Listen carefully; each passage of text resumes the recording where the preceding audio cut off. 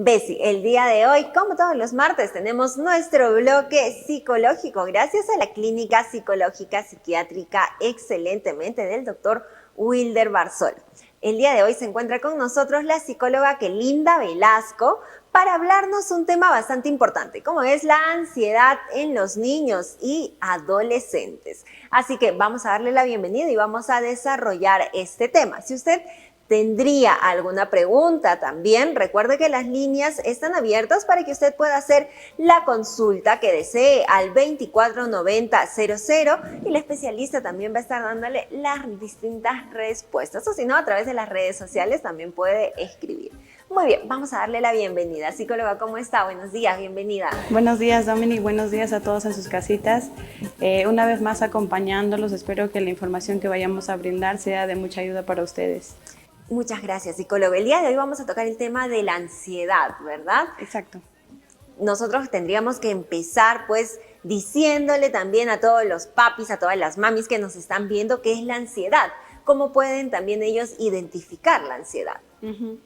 Según Beck, que es un autor que estudia mucho la ansiedad y la depresión, la ansiedad va a ser una respuesta que toda persona puede tener frente a la percepción de una situación amenazante o peligrosa.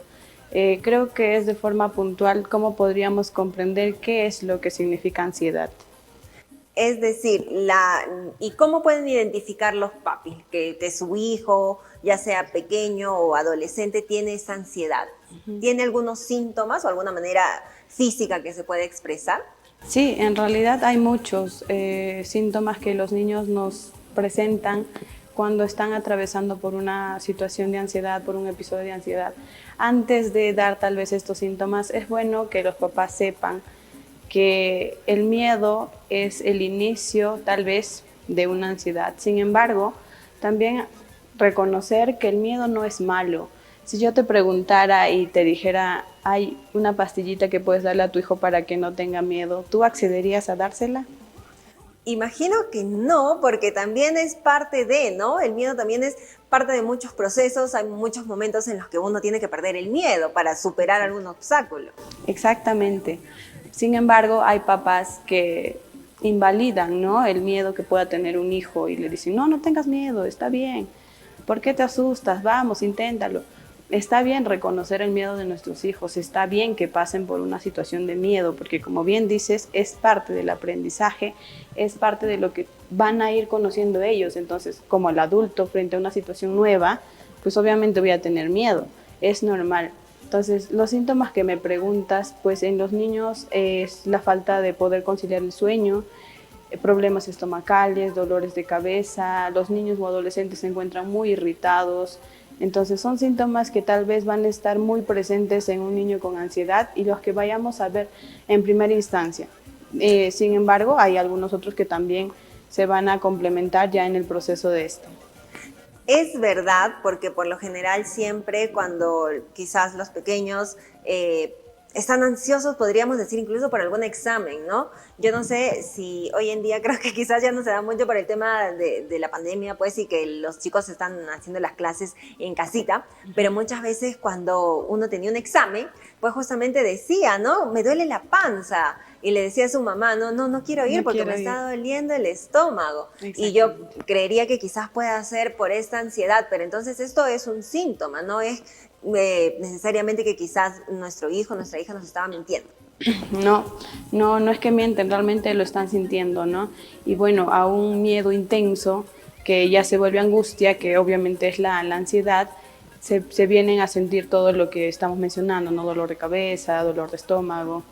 Y pues en primera instancia, con un miedo intenso a una situación, podemos todavía ponerle un poquito de control, podemos ayudar.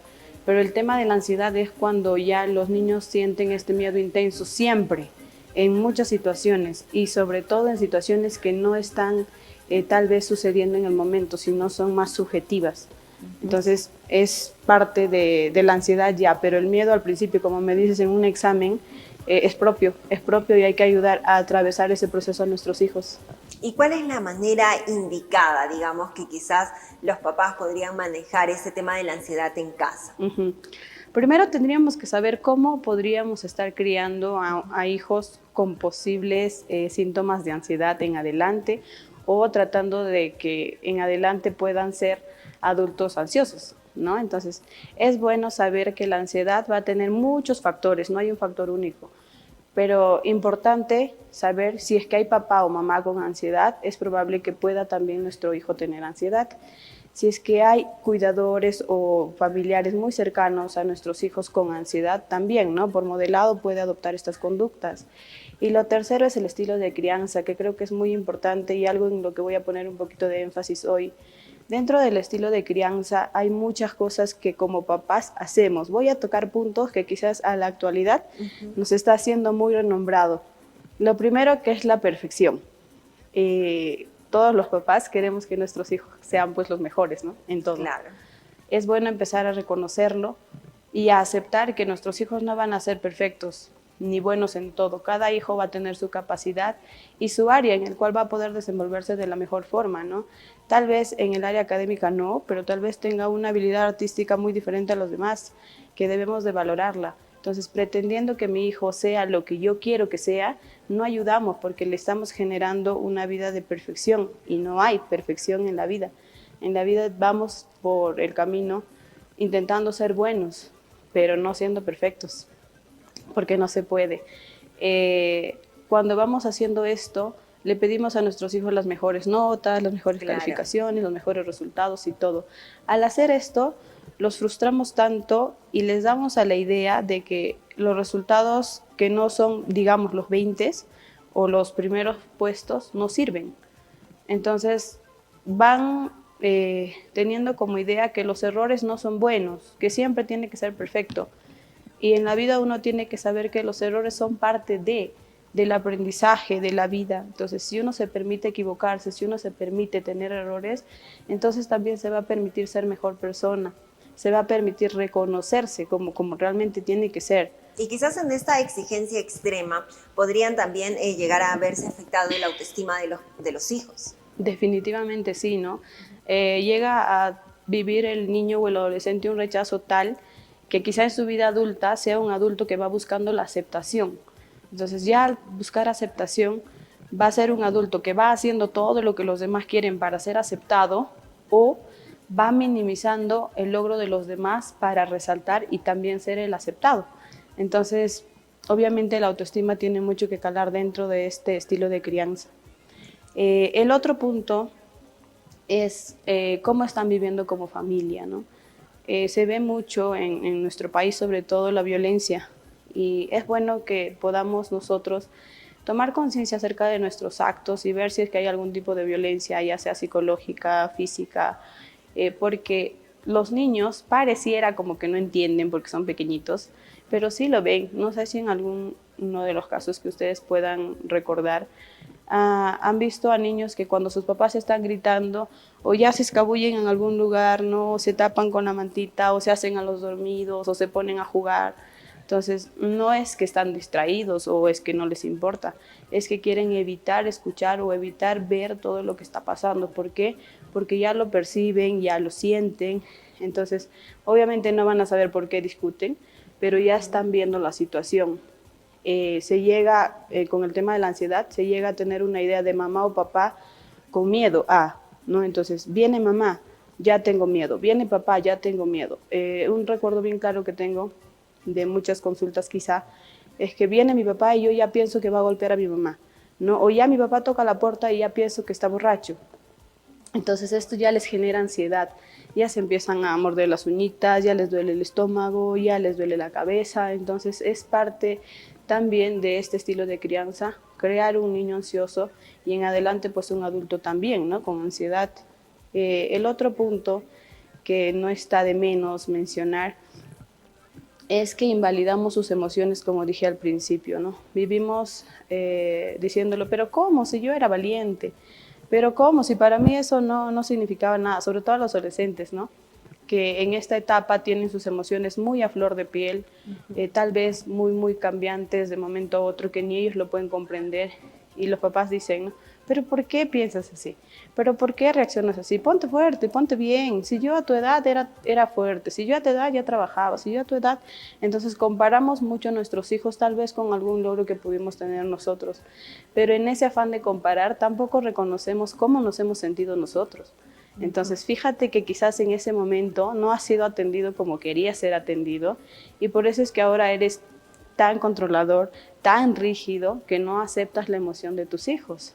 Entonces, puntos importantes que hay que tener en cuenta para saber cómo vamos criando a nuestros hijos, y que quizá estamos ayudando a que ellos puedan ser ansiosos también. ¿Y hay algunos ejercicios que puedan realizar quizás los padres con los hijos, o que les puedan enseñar en casa también para controlar esta ansiedad? Sí, definitivamente sí los hay. En esta última época se ha valorado mucho el tema de la relajación, la respiración, la meditación. Entonces, en terapia es lo que básicamente utilizamos, ¿no? Enseñarles a respirar a los niños, a relajarse. Obviamente cuesta mucho más que con un adulto, porque al adulto tú le enseñas, ¿no? Inhala lento y exhala también lento, pero el niño es hiperactivo, es de jugar. Entonces, lo que yo recomiendo siempre es que enseñen estas técnicas a sus hijos con el juego. Entonces, antes de ir a las técnicas, algunas recomendaciones puntuales que les podría dar es que dejen de esperar que sus hijos sean perfectos, porque ni nosotros como padres lo somos. Lo otro es que acepten y validen sus emociones, todas, sobre todo el miedo y el enojo, ¿no? Y la frustración. Es fácil aceptar la felicidad de tu hijo, la alegría de tu hijo, pero a veces no sabes cómo sobrellevar el miedo, la frustración de tu hijo, ¿no? Hasta uno se frustra porque te encuentras en un dilema. Entonces, al ver si tu hijo te está compartiendo que tiene miedo a tal cosa o se frustró por tal cosa, acompañémoslos en esa situación, ¿no? Preguntémosles a qué teme o qué pasó, por qué se frustró. Ayudémosles a buscar soluciones. ¿Qué harías tú si pasa esa situación? Y tal vez te dé respuesta o tal vez no te la dé. Entonces, demos iniciativa que pueda empezar a buscar soluciones por propia cuenta.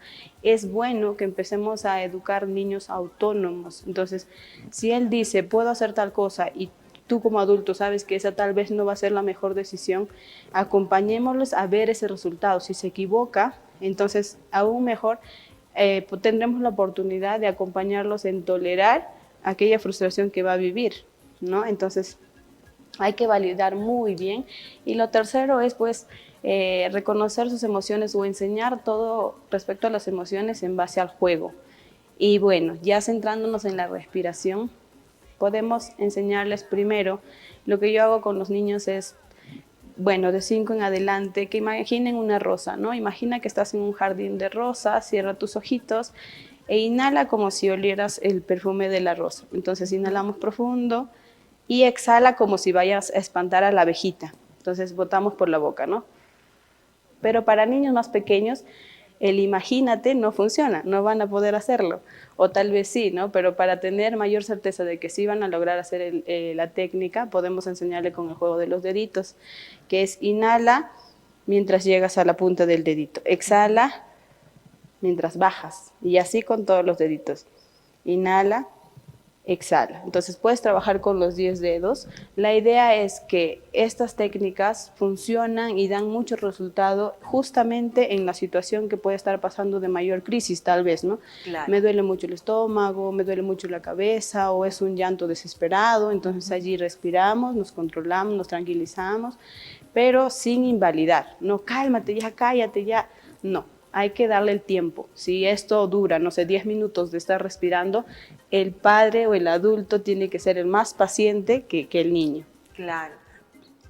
La respiración juega un papel bastante importante en realidad para la mayoría de quizás emociones, ¿no? Sí. Cuando uno tiene que controlar, porque por lo general siempre es la respiración. Entonces es importante también poder enseñar a los hijos más pequeños. Y bueno, estos consejos que usted nos dio es quizás para los más pequeños. Y en el caso de los adolescentes, ¿cuál es la técnica que los adolescentes podrían utilizar si tienen esta ansiedad?